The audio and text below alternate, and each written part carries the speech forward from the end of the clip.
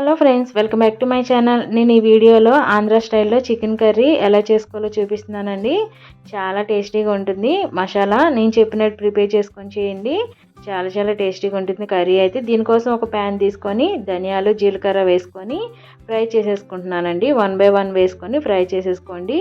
ఇప్పుడు వీటి మిక్సీ జార్లోకి తీసేసుకొని తర్వాత మిరియాలు, సోంపు గింజలు, స్టార్ అనాస, చెక్క, లవంగ, ఇలాచి, జాపత్రి, జాజికాయ, తోక మిరియాలు, ఇంకా బిర్యానీ ఆకు కూడా వేసుకొని మిక్సీ జార్లోకి తీసుకున్న తర్వాత గసగసాలు, వాటర్ మెలన్ సీడ్స్, జీడిపప్పు, ఎండు కొబ్బరి కూడా వేసుకొని మిక్సీ జార్లోకి తీసుకొని మిక్సీ పట్టేసుకోవాలి.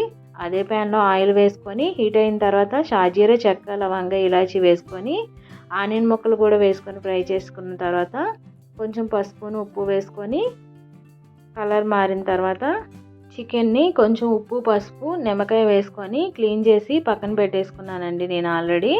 ఇప్పుడు ఆ ఉప్పు, పసుపు వేసుకొని క్లీన్ చేసుకున్న చికెన్లోకి మ్యారినేషన్ చేసుకోవాలి. అల్లం వెల్లిపాయ పేస్టు, ఉప్పు, కారం, ఆయిల్ కూడా వేసుకొని 15 నుండి 20 నిమిషాలు మ్యారినేట్ చేసి పెట్టుకున్న తర్వాత ఇలా కలర్ మారిన ఆనియన్ ముక్కల్లోకి అల్లం వెల్లిపాయ పేస్ట్ కూడా వేసుకొని కొంచెం కరివేపాకు కూడా వేసుకున్న తర్వాత మ్యారినేట్ చేసి పెట్టుకున్న చికెన్ ముక్కలు కూడా యాడ్ చేసుకొని మొత్తం వాటర్ అంతా రిలీజ్ అయిపోయిన తర్వాత కొంచెం హాట్ వాటర్ కూడా వేడి చేసుకొని హాట్ వాటర్ పోసుకోవాలండి చికెన్లోకి. కొంచెం సేపు లిడ్ క్లోజ్ చేసి ఒక 10 నిమిషాల పాటు కుక్ చేసుకోవాలి. హాట్ వాటర్ వేసుకున్న తర్వాత ఒక 10 నిమిషాల తర్వాత మసాలా పొడి యాడ్ చేసుకొని కస్తూరి మేతి, తర్వాత కొత్తిమీర, పుదీనా, చిల్లీ కూడా వేసుకొని సర్వ్ చేసేసుకోవడమే. అంతేనండి, ఎంతో టేస్టీ అయిన ఆంధ్ర స్టైల్ చికెన్ కర్రీ అయితే రెడీ అయిపోయింది. ఒకసారి ఇదే ప్రాసెస్లో మీరు కూడా ట్రై చేసి చూడండి. చాలా టేస్టీగా ఉంటుంది.